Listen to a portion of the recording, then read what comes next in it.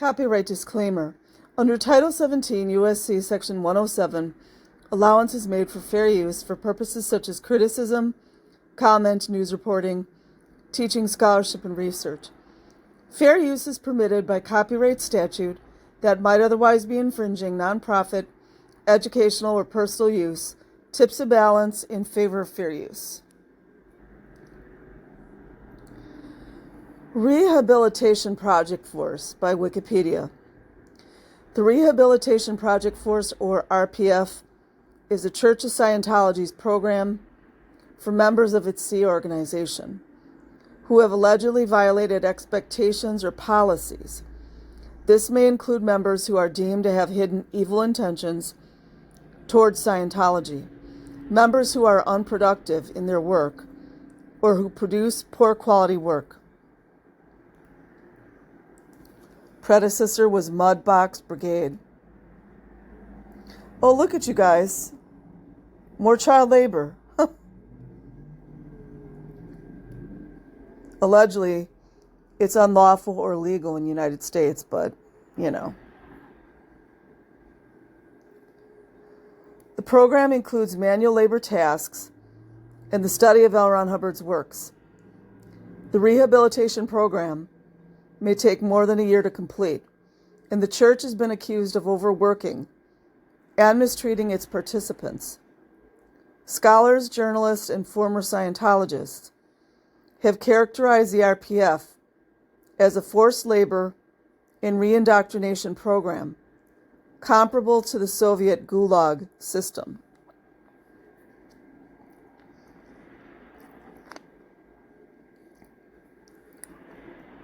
The Rehabilitation Project Force developed out of a predecessor group, the Mudbox Brigade, which was formed aboard L. Ron Hubbard's private fleet in the late 1960s.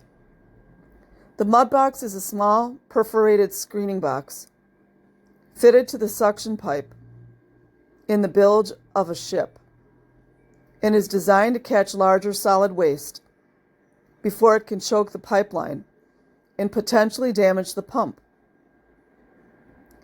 The Mudbox Brigade was assigned to clean out the mudbox as well as fuel lines, water lines, bilges, and other parts of the fleet ships. Of course, they gloss over that those were children. No mention of it, right? As usual.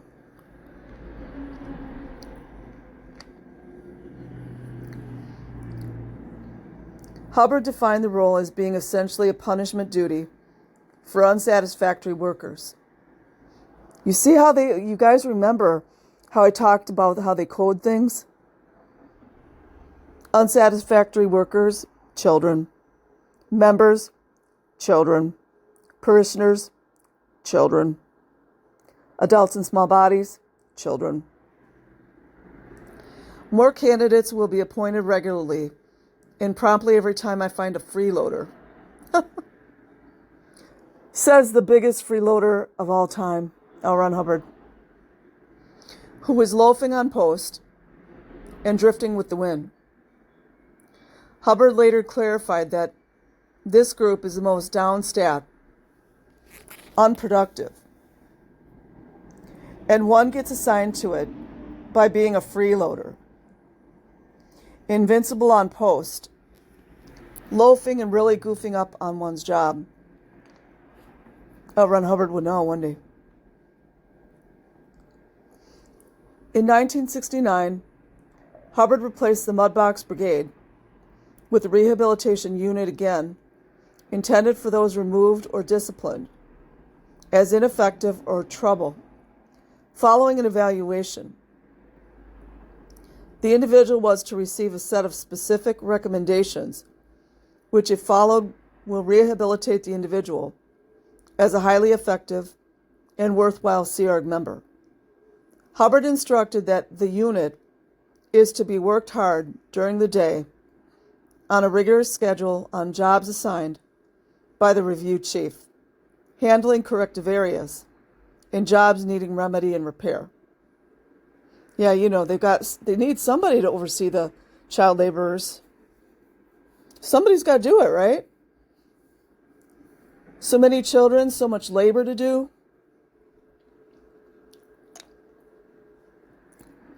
The unit itself is thus made into an effective ship's review team. It works on one job, one time, one place formula, completing each job before moving on to the next. Each individual thus earns the right to the remedial services he or she will receive. In January 1974, the Rehabilitation Unit was replaced with the Rehabilitation Project Force, or R.P.F. According to Hubbard, the R.P.F. has been created by the Commodore Hubbard. The flunky Hubbard wanted to be a captain so badly.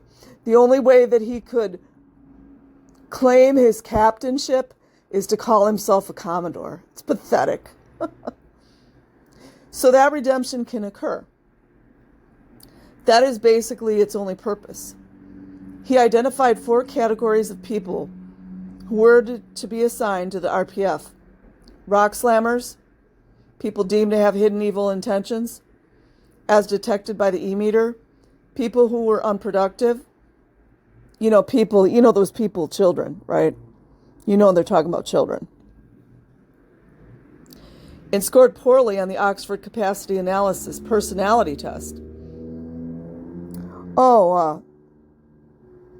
What's the gal's name? There was an Eastern European lady, I believe her last name was Ballo, B-A-L-L-O. She took the personality test and jumped out of a building to her death. Yeah. Katka. Yeah. Young, promising student. Took the personality test. Took herself out. Repeated stat crashers, people who were held responsible for declines in Scientology organizations. Productivity and overt product makers, people who produce poor quality work. As before, the unit was to work on one job, one place, one time. A 5-hour study period was to be implemented each day to improve the individual's knowledge of Scientology. That's when they make the children go on course. Children. According to David C. Bromley and Douglas E. Cowan, the R.P.F. involves a daily regimen of 5 hours of auditing or studying, 8 hours of work. These are children. A lot of these people in the R.P.F. are children.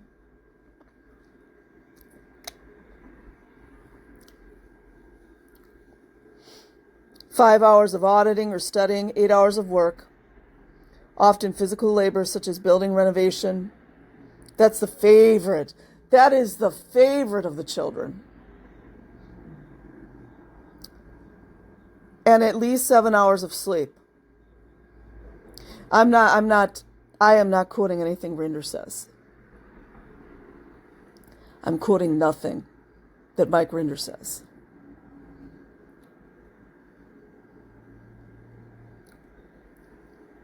R.P.F. members work hard manual labor, which is called messed work, in Scientology parlance, often without the proper tools or safety equipment. They must run, not walk. How many children have we heard from that they had to run everywhere? Still happening. Are restricted to base. Jenna Miscavige talked about that as well. Have no liberties. Jenna talked about that. Eat leftovers from the crew mess hall. In other words, the children get all the garbage slop that the adults already picked over. Isn't that wonderful?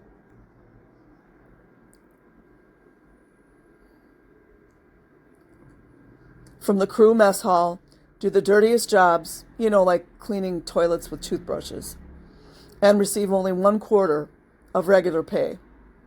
Now, it's volunteer pay. RPFers receive no training for the types of construction jobs they frequently do and must learn on the job. Is that how Danny Montalvo cut his finger off? LAPD?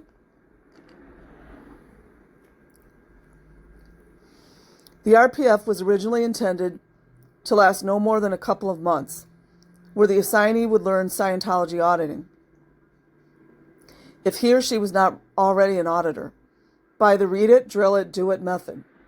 RPF members would then co-audit each other, children. It was claimed to better themselves and make each other more ethical and productive. Yeah, the more ethical means the more programmed. The more productive means the more programmed. Former Sea Org members who've been through the program charge that it is a form of reindoctrination. One stating the twin or auditing partner he was given was actually responsible for making sure he didn't escape. By the way, the twinning programs is a huge part of satanic ritual abuse. It also, all you have to do is just go look it up. The twinning happens quite often in MK Ultra mind control programs. All you have to do is do a few Google searches, look into Mengele twin experiments. Also look into how often we've seen Hollywood stars that have their twins with them. They'll pair two different celebrities together and have them dressing alike, acting alike. It's a thing, you guys.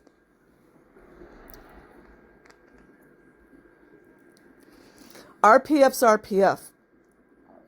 Sea Org members newly assigned to the R.P.F. who do not want to be on the R.P.F. are first assigned to the R.P.F's R.P.F. until they choose to join the R.P.F. When an R.P.F.er messes up, they are assigned to the R.P.F's R.P.F., formerly called the Bilge Brigade. Such members are segregated, members like children, segregated from other RPFers. Yeah, isn't that where Serge Del Mar was sent after he got R.A.P.E.D. by a P-file?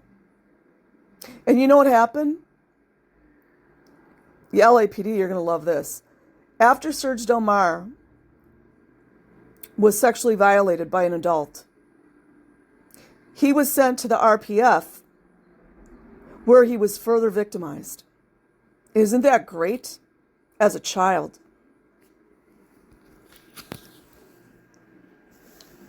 Such members, like children, are segregated from other RPFers. Unless you're a P-file, you can just be all in everywhere. Get a maximum of 6 hours sleep per day. Receive no pay, no training, no auditing, and may only work on the dirtiest and most demeaning jobs until they make amends or decide to join the RPF. Usual tasks were cleaning sludge and oil from a ship's bilge or cleaning out the grease traps under the galley.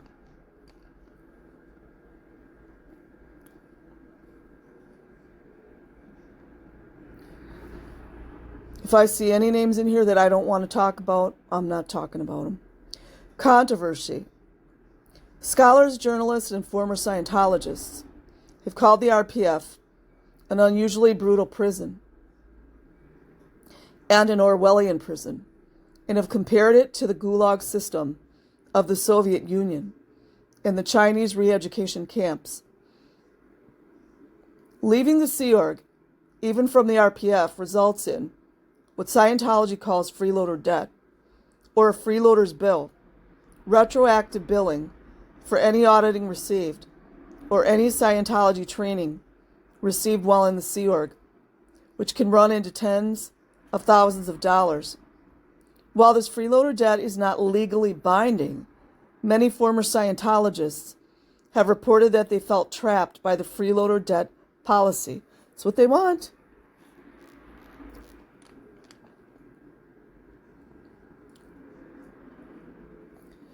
In his book, The Complex, An insider exposes the covert world of the Church of Scientology. Ex-Scientologist John Dugnan describes R.P.F. members living in a rat-infested basement, engaging in degrading jobs for years at a stretch, while denied visits with their spouses or children. Have you guys ever noticed that all these various sites that we go to for Scientology or ex-Scientology information, the child Scientologist books are never promoted? Isn't that interesting? Douglas E. Cowan and David C. Bromley state that various scholars, who call them a scholar, I want to know who labeled them as a scholar. Just because you read a few books doesn't make you a scholar. And observers have come to radically different conclusions about the R.P.F.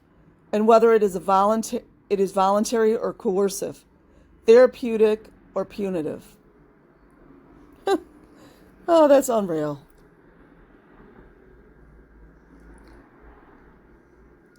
Here's another Scientist school. Castile Canyon School. One location, known as the Castile Canyon School, or Happy Valley, has been identified as a former R.P.F. facility. It was located east of San Jacinto, California, and southeast of Gold Base, near the reservation of the Saboba Band of Luceño Indians. This site was sold by the church in 2002 to the Saboba Band, who turned it into a casino resort. Okay, just for the heck of it, let's see whose books get pushed. Stephen A. Kent. He actually had some very interesting things to talk about. I haven't read his book, but I don't know what that is. See external links.